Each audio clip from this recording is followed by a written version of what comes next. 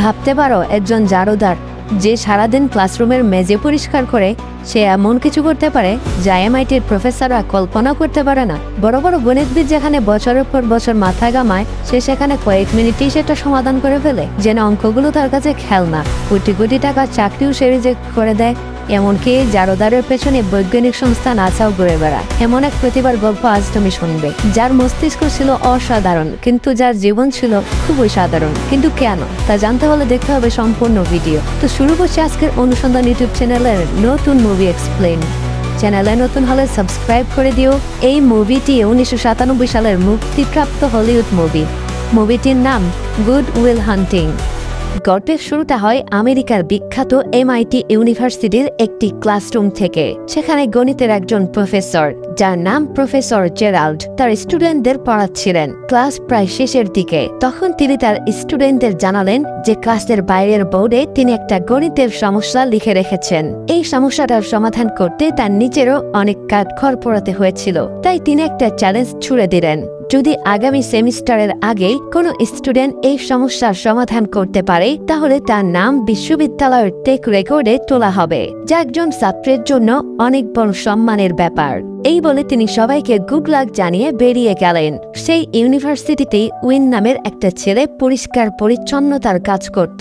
আর 10টা সাধারণ ছেলের মতোই তার জীবন। ক্লাস শেষ হওয়ার পর করিডোর পরিষ্কার করতে এসে উইলের চোখে পড়ল বোর্ডের সেই জটিল অঙ্কটা। সে কিছুক্ষণ সেটার দিকে তাকিয়ে রইল, যেন বোঝার চেষ্টা করছে এর ভেতরে কি রহস্য লুকিয়ে আছে। এরপর প্রতিদিনের মতোই কাজ শেষ করে উইল তার সবচেয়ে কাছের বন্ধু জাকির সাথে একটা বারে আড্ডা দিতে চলে আসে। কিন্তু তার মাথায় তখনও সেই গণিতের সমস্যাটা ঘুরপাক খাচ্ছে। তাই বন্ধুর সাথে বেশিক্ষণ না থেকে সে সোজা নিজের ছোট্ট বাসায় ফিরে আসে। সেখানে বাথরুমের আয়নার উপর সে সেই গণিতের সমস্যাটা নিয়ে রীতিমতো গবেষণা শুরু করে দেয়। উইলের ব্রেন ছিল ক্ষুরোধার। ফটোগ্রাফিক মেমোরির মতো সে যে কোনো কিছু একবার দেখলেই মনে রাখতে পারত। অনেকক্ষণ ধরে বিভিন্ন ক্যালকুলেশনের পর সে একটা বিরতি নিল, কিন্তু সমাধান না পাওয়া পর্যন্ত তার মনে যেন কোনো শান্তি নেই। উইল যখন ভার্সিটির ফ্লোর পরিষ্কার করছিল তখন আশেপাশে কাউকে না দেখে সে চক হাতে তুলে নিল আর সেই বোর্ডের মধ্যে অঙ্কটা সমাধান লিখতে শুরু করলো। পরের দিন ক্লাসে প্রফেসর জেরাল্ডের কাছে কয়েকজন স্টুডেন্ট এসে এক্সাইটলি জানতে চাইল, স্যার, কে এই জিনিয়াস যে আপনার দেওয়া সমস্যার সমাধান করে ফেলেছে? এটা শুনে প্রফেসর তো রীতিমতো অবাক। তিনি দ্রুত ব্ল্যাকবোর্ডের দিকে ছুটে গেলেন এবং গিয়ে দেখলেন সত্যি সত্যি কেউ একজন একদম নিখুঁতভাবে সমস্যাটা সমাধান করে ফেলেছে। তিনি বিশ্বাসই করতে পারছিলেন না কিভাবে এত তাড়াতাড়ি কেউ এটা করতে পারলো। আর অন্যদিকে আমাদের গল্পের নায়ক উইল তখন নিজের বন্ধুদের সাথে আড্ডায় ব্যস্ত। কিন্তু সমস্যা হলো উইলের বুদ্ধি যতটা ধারালো, তার মেজাজটাও ঠিক ততটাই খ্যাপাটে। নিজের রাগের উপর তার কোনো নিয়ন্ত্রণ নেই। সেদিন বন্ধুদের সাথে গাড়ি দিয়ে যাওয়ার সময় হঠাৎ তার চোখে পড়ল একটা ছেলেকে, যাকে সে দেখেই চিনে ফেললো। কিছুদিন আগে এই ছেলেটা বিনা কারণে তার সাথে ঝামেলা করেছিল এবং তাকে বেদম মার মেরেছিল। পুরনো রাগটা দপ করে চলে উঠল। উইল গাড়ি থেকে নেমে ছেলেটাকে পাল্টা মারতে শুরু করলো। এবার উইলের সাথে তার বন্ধুরাও ছিল, তাই সবাই মিলে ছেলেটাকে আর তার বন্ধুদের আচ্ছা মতো ঝোলাই দিল। কিন্তু ঝামেলা বাড়তে থাকলে পুলিশ চলে আসে। সবাই থেমে গেল, উইল থামার মতো পাত্র নয়। রাগের মাথায় সে ভুল করে একজন পুলিশের গায়েও হাত তুলে বসে, আর এর ফলে তাকে সাথে সাথেই গ্রেপ্তার করা হয়। পরের দিন ভার্সিটিতে প্রফেসর জেরাল্ড তার ক্লাসের সবার সামনে আগের দিনের সেই অবিশ্বাস্য ঘটনার কথা বললেন। তিনি বিশ্বাসই করতে পারছিলেন না যে সে তার ক্লাসে এত মেধাবী একজন ছাত্র লুকিয়ে আছে। কিন্তু তিনি তো জানেন না যে সেই ছাত্রটা কে। তাই তিনি সবাইকে উদ্দেশ্য করে বললেন, তোমাদের মধ্যে যে আমার এই সমস্যার সমাধান করেছো, নিজের সম্মান গ্রহণ করতে সামনে চলে আসো। কিন্তু অনেকক্ষণ অপেক্ষা করার পরও যখন কেউ উঠে এলো না, তখন প্রফেসর বুঝলেন সেই মেধাবী হয়তো এই ক্লাসের ছাত্রই নয়। কিন্তু তিনি হার মানলেন না।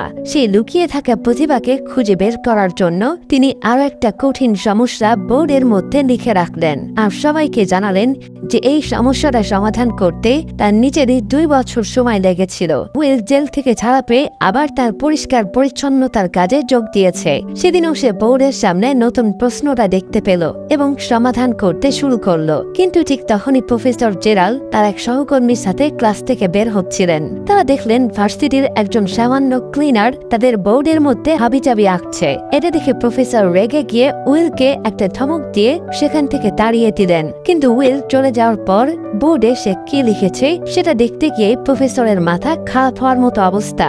যে সমস্যার সমাধান করতে তার 2 বছর লেগেছিল সেই সমস্যার সমাধান এই ছেলেটা কয়েক মিনিটের মধ্যে একটা সহজ নিয়মে করে ফেলেছে। তিনি উইলকে আশেপাশে অনেক খুঁজলেন, কিন্তু ততক্ষণে উইল তার বন্ধুদের সাথে আড্ডা দেওয়ার জন্য বেরিয়ে পড়েছে। সেদিন রাতে বারে উইলের বন্ধু চাকি একটা মেয়ের সাথে ফ্লার্ট করার চেষ্টা করছিল। সে ভুরি ভুরি মিথ্যা কথা বলছিল যে তারা নাকি একই ক্লাসে পড়ে। মেয়েটা যখন তাকে ক্লাস নিয়ে প্রশ্ন করলো, সে বলল হিস্ট্রি ক্লাসে নাকি তাকে দেখেছে। ঠিক তখনই মেয়েটার সাথে তাকে একটা ছেলে এসে চাকিকে ইতিহাস নিয়ে একের পর এক কঠিন প্রশ্ন করতে শুরু করলো। বেচারা চাকি তো সেখানে ফেসে গেল। ছেলেটা যখন চাকিকে অপমান করতে শুরু করলো, ঠিক তখনই সেখানে উইল চলে আসে। আর ছেলেটা যে প্রশ্নগুলো করে চাকিকে অপমান করছিল, উইল এক এক করে সেই সব প্রশ্নের উত্তর দিয়ে দেয়।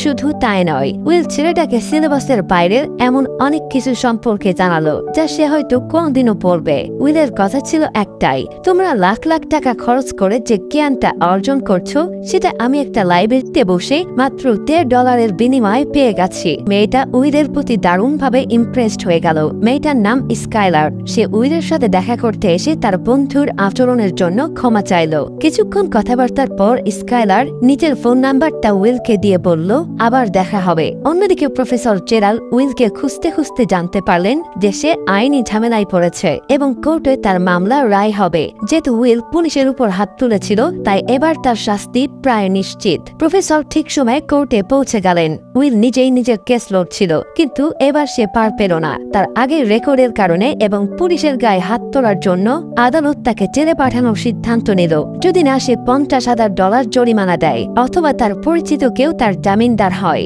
উইলের তো এই পৃথিবীতে আপন বলতে কেউ নেই। সে ছোট থেকে অনাথ আশ্রমে বড় হয়েছে। তার একমাত্র সম্বল হলো তার বন্ধুরা, কিন্তু তাদের পক্ষে তো আর জামিনদার হওয়া সম্ভব না। উইল উপায় না দেখে স্কাইলারকে ফোন করলো সাহায্যের জন্য, কিন্তু স্কাইলার যখন তার সাথে খুব স্বাভাবিকভাবে কথা বলছিল, তখন উইল আর লজ্জায় সাহায্যটা চাইতে পারল না। ঠিক এর কিছুক্ষণ পরে প্রফেসর জেরাল্ড জেলে তার সাথে দেখা করতে এলেন। তিনি উইলকে একটা প্রস্তাব দিলেন। তিনি আদালতকে বলবেন যেন তার তত্ত্বাবধানে উইলকে মুক্তি দেওয়া হয়, কিন্তু এর জন্য উইলের 2টো শর্ত মানতে হবে। প্রথমত, উইলকে মাঝে মাঝে তার সাথে বসে গণিতের সমস্যার সমাধান করতে হবে, আর দ্বিতীয়ত তাকে একজন থেরাপিস্টের কাছে যেতে হবে। উইল প্রথম শর্তে রাজি হলেও দ্বিতীয়টাতে একদমই নারাজ। তার থেরাপিস্টের কোনো দরকার নেই, কিন্তু জেলে পচে মরার চেয়ে এই শর্তগুলো মেনে না অনেক ভালো, তাই সে রাজি হয়ে গেল। উইলের গণিতের দক্ষতা দেখে প্রফেসর বারবার করে অবাক হয়ে যান। তিনি যেন নিজের থেকেও ভালো একজন গণিতবিদকে খুঁজে পেয়েছেন। কিন্তু দ্বিতীয় শর্ত অনুযায়ী যখনই কোনো থেরাপিস্টকে আনা হয়, উইল তাদের সাথে চরম খারাপ ব্যবহার করতে শুরু করে। সে তার বুদ্ধি দিয়ে থেরাপিস্টদের নাজেহাল করে দেয়, কাউকে অপমান করে, আবার কারো সাথে অদ্ভুত আচরণ করে সে সবাইকে তাড়িয়ে দেয়। বারবার ব্যর্থ হয়ে প্রফেসর জেরাল্ড এবার তার পুরনো বন্ধু সনের কাছে গেলেন। সন নিজেও একজন দক্ষ থেরাপিস্ট এবং মনোবিজ্ঞানের প্রফেসর জেরাল্ড তাকে উইলের ব্যাপারে সবকিছু খুলে বললেন এবং অনুরোধ করলেন যেন সন উইলকে সাহায্য করে। অনেক জোড়াজুড়ির পর সন রাজি হলো। প্রথম সেশনে উইল বরাবরের মতোই সনের সাথে বেয়াদবি শুরু করলো। সে সনের লেখা বই আর তার আঁকা একটা পেইন্টিং দেখে তার ব্যক্তিগত জীবন নিয়ে, বিশেষ করে তার মৃত স্ত্রী সম্পর্কে আপত্তিকর মন্তব্য করতে শুরু করলো। সে বলল সন নিশ্চয়ই তার জীবনে খুবই বিরক্তিকর একজন মানুষকে বিয়ে করেছিল। এই কথা শুনে সন নিজেকে আর ধরে রাখতে পারল না। সে রেগে গিয়ে উইলের গলা চেপে ধরল আর ওয়ার্নিং দিল যে তার স্ত্রী সম্পর্কে যেন আর একটাও বাজে কথা না বলে। উইল চলে যাওয়ার পর প্রফেসর এসে সনের কাছে ক্ষমা চাইলেন, কিন্তু সন জানালো সে হাল ছাড়বে না। আগামী সপ্তাহে সে আবার উইলের সাথে দেখা করবে। এরই মধ্যে উইলের সাথে স্কাইলারের সম্পর্কটা বেশ গভীর হতে শুরু করেছে। এতদিন পর উইলের জীবনে বন্ধুদের বাইরে কেউ একজন এসেছে যার সাথে সে মন খুলে কথা বলতে পারে। পরের সপ্তাহে সন উইলকে একটা লেকের ধারে নিয়ে গেল। সেখানে সে উইলকে বোঝাতে শুরু করলো, তুমি বই পড়ে অনেক কিছু জানতে পারো, যেমন একটা ফুলের রং, তার গুণাগুণ, কিন্তু তুমি সেই ফুলের গন্ধটা কেমন তা কোনোদিনও অনুভব করতে পারবে না। তুমি যুদ্ধ নিয়ে পড়তে পারো, ইতিহাস জানতে পারো, কিন্তু যুদ্ধে অংশ নেয়ার আসল অভিজ্ঞতাটা তুমি পাবে না। ঠিক সেভাবেই তুমি হয়তো অনেক সম্পর্কে জড়িয়েছ, কিন্তু প্রকৃত ভালোবাসা কি তা তুমি এখনো বোঝনি, কারণ সবকিছুর অভিজ্ঞতার জ্ঞান দিয়ে হয় না, কিছু জিনিস নিজেকে অনুভব করতে হয়। সন আরো বলে, তুমি আমার স্ত্রী সম্পর্কে যা বলেছ তা ছিল বই থেকে পাওয়া জ্ঞান। সে আমাকে ছেড়ে চলে গেছে, এটা ঠিক, কিন্তু কারণটা ছিল ক্যান্সার। শেষ নিঃশ্বাস পর্যন্ত আমি তার পাশেই ছিলাম। আমি যখন তোমার দিকে তাকাই তখন একজন জিনিয়াসকে দেখি, কিন্তু তার আড়ালে লুকিয়ে থাকা একটা ভীতু বাচ্চাকেও দেখি, যে কাউকে বিশ্বাস করতে ভয় পায়, কাছের মানুষকে হারাতে ভয় পায়, কারণ তুমি অনাথ হিসাবে বড় হয়েছ। সেই কষ্টটা একমাত্র তুমিই জানো, বই পড়ে সেটা কেউ কোনোদিনও বুঝবে না। সনের এই কথাগুলো উইলের মনে গভীরভাবে ছাপ ফেলে। সেদিন প্রথমবারের মতো উইল কোনো উত্তর না দিয়ে চুপচাপ সব শুনে গেল। তার মধ্যে ধীরে ধীরে পরিবর্তন আসতে শুরু করলো। এরপর থেকে সনের সাথে তার একটা বন্ধুত্বপূর্ণ সম্পর্ক গড়ে ওঠে। তারা ঘন্টার পর ঘন্টা একসাথে কথা বলে। উইল প্রথমবারের মতো সনকে তার ব্যক্তিগত জীবনের কথা বলতে শুরু করে। সে জানায় যে স্কাইলারকে তার ভালো লাগে, কিন্তু সে তাকে ভালোবাসার কথা বলতে ভয় পায়, কারণ সে মনে করে যদি তারা খুব কাছাকাছি চলে আসে তাহলে হয়তো একে অপরের খুঁতগুলো জানতে পারবে এবং সম্পর্কটা নষ্ট হয়ে যাবে। এটা শুনে সন তাকে নিজের স্ত্রীর একটা মজার অভ্যাসের কথা শোনায়। তার স্ত্রী টেনশনে পড়লে ঘুমের মধ্যে বাদ দিত, কিন্তু এটা তাদের মিষ্টি সম্পর্কের একটা অংশ ছিল। সন উইলকে বোঝায়, দুজন মানুষ আলাদাভাবে কতটা পারফেক্ট সেটা বড় কথা নয়, বড় কথা হলো তারা একে অপরের জন্য কতটা পারফেক্ট। এই কথাগুলো উইলের মনে গেঁথে যায়। সেদিন সে স্কাইলার সাথে দেখা করে এবং তার সাথে নিজের সম্পর্কটাকেও আরো এক ধাপ এগিয়ে নিয়ে যায়। তাদের সম্পর্কটা আরো গভীর হতে থাকে। উইল স্কাইলারকে তার বন্ধুদের সাথেও পরিচয় করিয়ে দেয়, কিন্তু যখনই স্কাইলার তার পরিবার সম্পর্কে জানতে চায় উইল মিথ্যা বলে এড়িয়ে যায়। এদিকে প্রফেসর জেরাল্ড চান উইল যেন তার মেধাকে কাজে লাগিয়ে বড় কোনো চাকরিতে যোগ দেয়। তিনি উইলের জন্য নামি দামি জায়গা থেকে চাকরির অফার নিয়ে আসেন, কিন্তু সন মনে করে উইলের উপর কোনো কিছু চাপিয়ে দেওয়া ঠিক হবে না, তাকে নিজের পথ নিজেকেই খুঁজে নিতে দেওয়া উচিত। প্রফেসরের চাপে পড়ে উইলকে একটা ইন্টারভিউতে যেতে বলা হয়, কিন্তু সে নিজের বদলে তার বন্ধু জ্যাকিকে পাঠিয়ে দেয়। জ্যাকি সেখানে গিয়ে অদ্ভুত আচরণ করে, কিন্তু উইলের মেধার কথা ভেবে তারা তাকে $85,000 বেতনের চাকরির প্রস্তাব দেয়, যা জ্যাকি ফিরিয়ে দেয়, কারণ উইল কারো অধীনে কাজ করতে চায় না। একদিন স্কাইলার উইলকে জানায় যে ফাইনাল পরীক্ষার পর তাকে ক্যালিফোর্নিয়াতে চলে যেতে হবে পড়াশোনার জন্য। যে উইলকে অনুরোধ করে তার সাথে সেখানে সেটেল হওয়ার জন্য। আর এখানে উইলের পুরনো ভয়টা আবার জেগে ওঠে। সেভাবে স্কাইলারও হয়তো একদিন তাকে ছেড়ে চলে যাবে। রাগের মাথায় সে স্কাইলারকে বলে দেয় যে সে তাকে ভালোবাসে না এবং তাদের সম্পর্কটা এখানেই শেষ। আসলে উইল স্কাইলারকে খুবই ভালোবাসত, কিন্তু ছোটবেলা থেকেই সবার কাছে ধাক্কা খেতে খেতে ও এমন হয়ে গেছে যে কেউ ওকে ছেড়ে যাওয়ার আগেই ও সেই মানুষটাকে নিজের থেকে দূরে সরিয়ে দেয়। উইল মানসিকভাবে ভেঙে পড়ে। সে প্রফেসর জেরাল্ডের সাথেও ঝগড়া করে। প্রফেসর তাকে বছরের পর বছর ধরে আটকে থাকা একটা কঠিন অঙ্কের সমাধান করতে দিয়েছিলেন, যেটা উইল খেলার ছলে করে ফেলেছিল। কিন্তু যখন প্রফেসর তাকে তার ভবিষ্যৎ নিয়ে ভাবতে বলেন, উইল রাগের মাথায় সেই সমাধান করা কাগজটাতে আগুন লাগিয়ে দেয়। এরপর উইল সবকিছু ছেড়ে তার বন্ধুদের সাথে একটা কনস্ট্রাকশন সাইটে কাজ নেয়। একদিন তার সবচেয়ে কাছের বন্ধু জ্যাকি তাকে বলে, জানিস, আজ থেকে 20 বছর পর আমি নিজেকে এখানেই দেখতে পাবো, তাতে আমার কোনো আফসোস নেই, কিন্তু যদি তোকেও আমার সাথে এখানে পড়ে থাকতে দেখি তাহলে সেটাই হবে আমার জীবনের সবচেয়ে বড় আফসোস।